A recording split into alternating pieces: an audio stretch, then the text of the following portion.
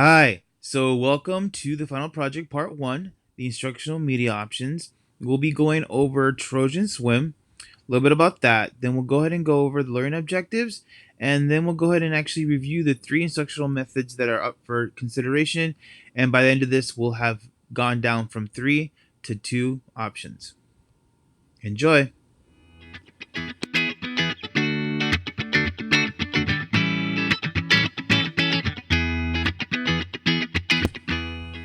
All right. So, in regards to Trojan Swim in the environment, you have a couple of things here to keep in consideration. Trojan Swim is an aquatic center, multi-purpose facility, having access to a classroom and a pool. The intended instruction here should go for 2 days, 2 days of classroom instruction for 5 hours. Um, there will be some pool time, but for the focus of this presentation, we're going to focus on the classroom instruction since we will be focusing on practice.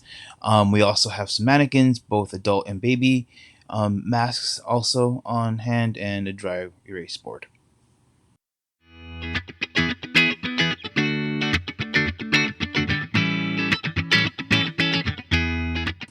So, in looking at the learner in Trojan Swim, we're looking at about one instructor for every 20 learners, looking about doing 10 events per year for a total of 20 learners on the annual.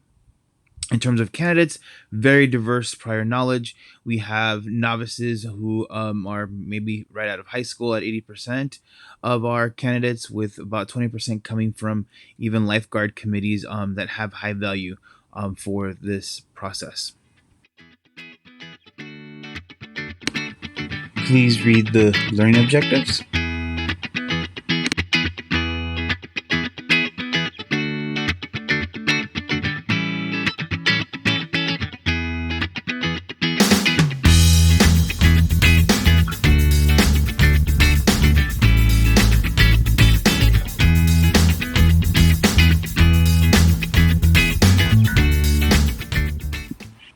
All right, so now that you've had time to look at the objectives of the course, we're going to go ahead and now take a look at the instructional method that we're going to be focusing on.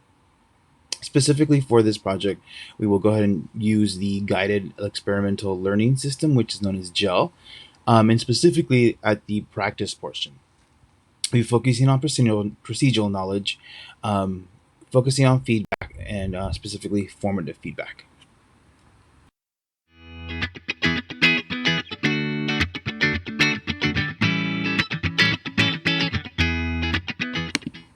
So here we are at the end game, looking at instructional media options. By the end of this presentation, we'll have reduced these three options down to two plausible options. So for the three options we started with, we have in-person use of responsive CPR dummies, we have CPR, VR, and then we have Red Cross website with video clips. So we're going to use three types of criteria to go ahead and reduce this down from three to two. We're going to go ahead and look at conceptual authenticity. We're going to look at immediate feedback, and then we're going to look at special sensory requirements and see which of these top two best pass these three pieces of criteria.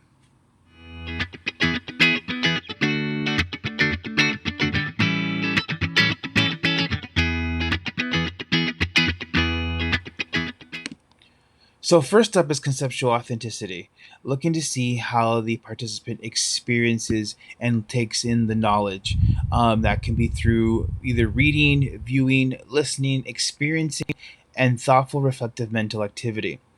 In looking at in-person use of responsive CPR dummies and CPR VR, I'm going to say that those two pass the level of conceptual authenticity because you can't be put in real life situations for the most part, whether it be mocked or not, to go ahead and practice your CPR.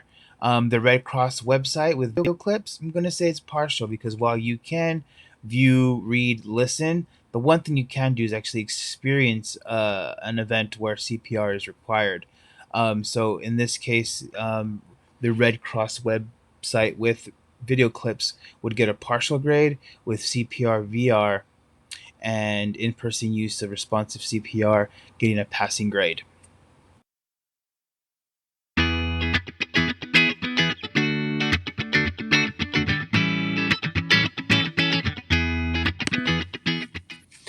So, in terms of the second piece of criteria that we're going to take a look to help us decide media options is immediate feedback.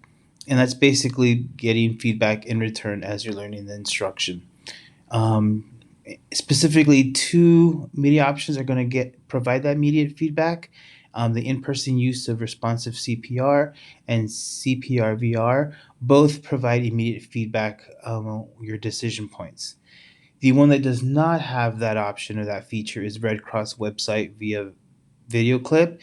The content's very one-sided. You, the learner, are the input. There is no reciprocal type of relationship there. Again, these are all concerning immediate feedback.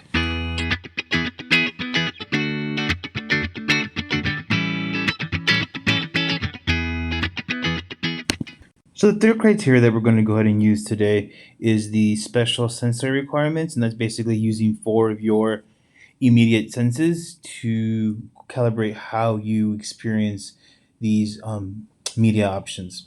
So, in regards to in person use with responsive CPR dummies, this gets a pass on all four senses, whether it be tactile, kinesthetic, visual, or oral. Um, you have those senses that are being stimulated during the learning process. Also, though not to the same degree, CPR VR also gets a pass with all four senses also being stimulated, though not to the degree of the in person use of responsive CPR dummies. Under the current software that I could find, while these senses were stimulated, they weren't to an effort that may have been more effective. It could have been done more effectively. So that's going to get a pass, but more of a lowercase pass. In terms of the Red Cross website with videos, that also gets a partial um, due to the fact that not all the senses, specifically tactile, were stimulated during the learning process. So, based off that, again, in person use of responsive CPR dummies and CPR VR do get passes, with CPR being a pass with reservation, and a partially would be for the Red Cross website with video clips.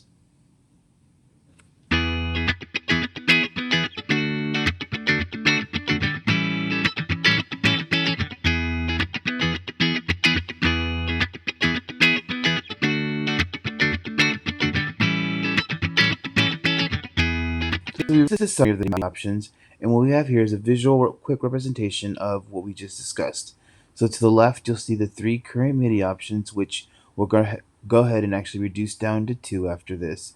And then on the top here, we have the 3 points of criteria that we're using to assess the three MIDI options. So a quick visual, you can see real quick that in-person CPR dummies and CPR virtual reality VR are going to be the two media options that are going to continue through this process. Both really met the criteria very easily in terms of conceptual authenticity, receiving that immediate feedback, and meeting the special sensor requirements. Unfortunately, the Red Cross websites, while it was free, didn't really meet our standards. So, for the purpose of this evaluation, we're going to go ahead and move on with the first two, and we're going to say goodbye to Red Cross website. Up next is a look at these two media options and a look at cost and technical and accessibility considerations.